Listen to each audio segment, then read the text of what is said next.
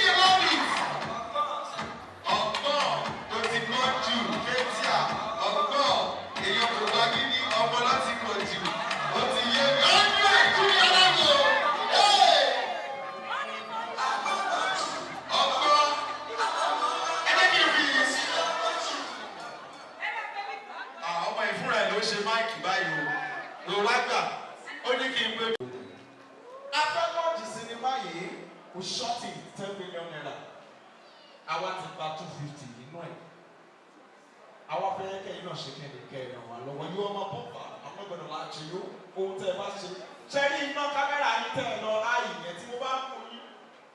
Anyway, thank you. About our launch. First of all, I want to say congratulations to this project. I'll launch it with 3 million.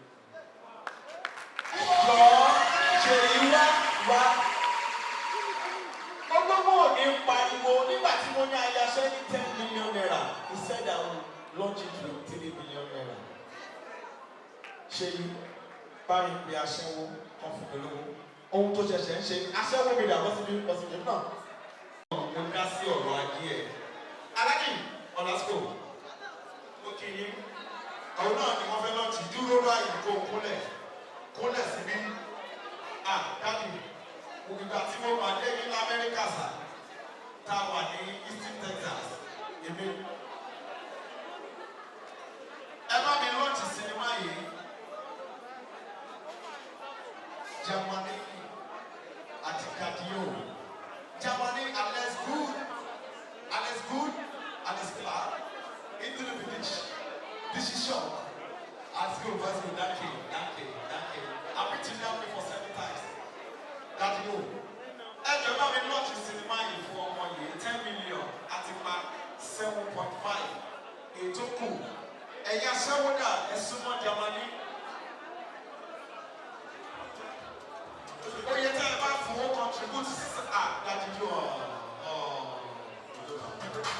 What could Germany tell you, sir? Okay, sir.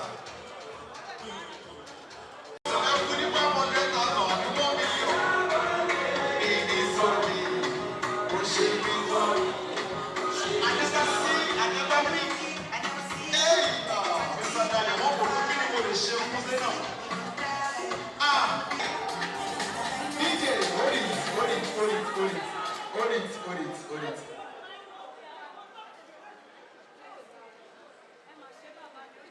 Dúró tì mí ní báyìí, wọ́n ní kò gbà.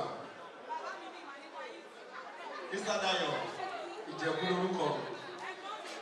Ẹ wò mí ṣe mí láàánú, mi ò ní ìyá, mi ò ní bàbá. Bá mi fún wọn 100, ọwọ́ wọn fúnra wọn lọ́wọ́ fi fún mi. Láti ìgbà tí ìyá mi ti kú, Mr. Dayo, wọ́n wá nọ́mbà mi tì, ṣùgbọ́n mo mọ̀ pé mi ò lẹ́kọ̀ọ́, mo mọ̀ pé mo ti lẹ́kọ̀ọ́ dáadáa sí i. Ẹ ṣé mo dúpẹ́, wọ́n ní 50 naira máa fún mi. Dayo, all the way from New Jersey, you were good, my papa, I love you. Tí mo bá ti pé Amẹ́ríkà, mo pọ̀ ní Baltimore, mo pọ̀ ní East Texas, mo máa dé Maryland.